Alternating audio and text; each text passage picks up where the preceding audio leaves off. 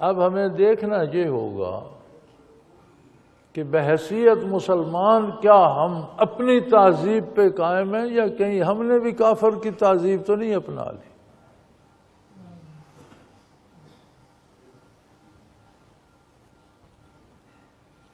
علامہ ابن خلدون رحمۃ اللہ تعالی علیہ اپنے مقدمے میں لکھتے ہیں، معرکۃ الرعد تصنیف ہے مقدمہ ابن خلدون، وہ فرماتے ہیں کہ کافر کے کچھ کام، مثلا لباس پہن لیا، اس کے انداز میں زبان سیکھ لی، کوئی تھوڑی سی معاشرت اپنا لی، فیشن اپنا لیا، تو فرماتے ہیں یہ کوئی شرعاً حرام تو نہیں ہے، لیکن بڑی نازک بات ہے۔ فرماتے ہیں جب آپ کسی قوم کا لباس پہن لیتے ہیں، اس کے انداز اور بول چال اپنا لیتے ہیں، اٹھنا بیٹھ، تو اس کے بہت سے گناہ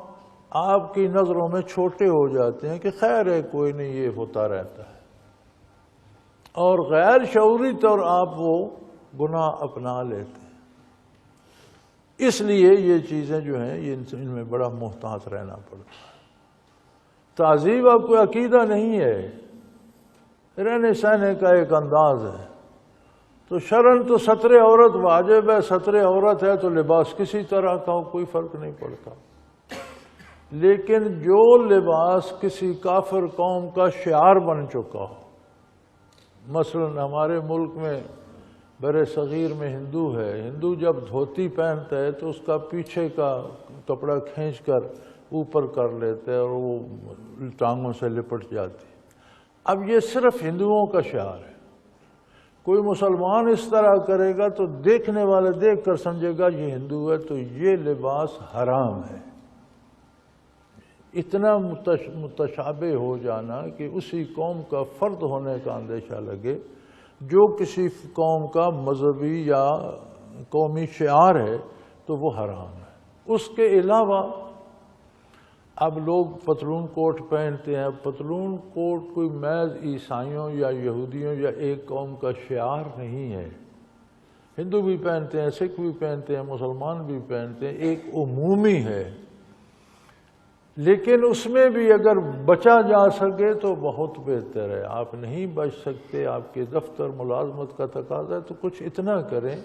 آپ کا کوٹ ان سے تھوڑا مختلف ہو جائے، وہ تنگ پہنتے ہیں آپ کھلا بنا لیں، وہ کھلا پہنتے ہیں آپ تنگ کر لیں، وہ تنگ پتلون پہنتے ہیں آپ کھلی پتلون کر لیں،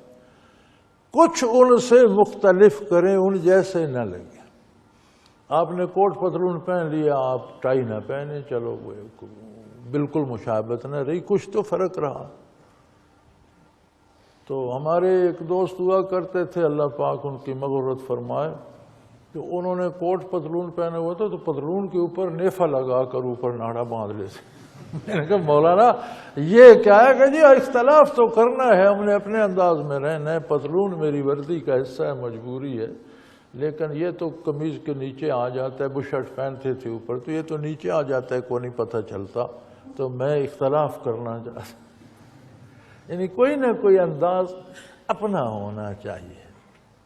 پھر یہاں ایک مثال دیتے ہیں علامہ ابن خلدون کہ آپ کی مرغی نارمل انڈے دیتی ہے، آپ کبھی ایک تجربہ کریں، میں نے یہ تجربہ کیا نہیں پڑھا ہے، کوئی کر کے بھی دیکھ لے، کہ آپ اس مرغی کو اونٹ کا گوشت چھوٹا چھوٹا کر کے تھوڑا تھوڑا روز کھلانا شروع کر دیں۔ اب اونٹ ایک بڑا جانور ہے، لیکن مرغی جب اونٹ کا گوشت کھاتی رہے گی تو جو انڈے دے گی ان کا سائز 2 گنا ہو جائے گا۔ وہ فرماتے ہیں یہی حال دوسروں کی تہذیب کا ہے، جب کوئی اپناتا ہے تو اس کا کردار اس طرح کا ہو جاتا ہے جیسی وہ قوم ہے، اور اس کی برائیاں ہلکی لگنی شروع ہو جاتی ہیں۔ تو مومن کو بہر حال اپنی الگ شناخت رکھنا ضروری ہے۔